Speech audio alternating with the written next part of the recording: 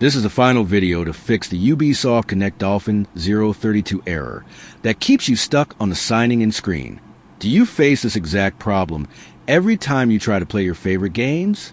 This error happens because your computer and the game servers stop talking to each other correctly. Most solutions you find on YouTube or social media feel very confusing and take way too much time to follow. Here at Rexish, we know you just want to play without any stress. There are 4 proven methods to fix this problem right now, and I guarantee that at least one of them will work for you, even if your error seems very critical. You should pause this video now and try these methods one by one, or take screenshots of what you see. I will not explain the settings here, but they are the best ways to get back online fast. Make sure you follow the method steps one by one, as they appear on the screen to fix your account.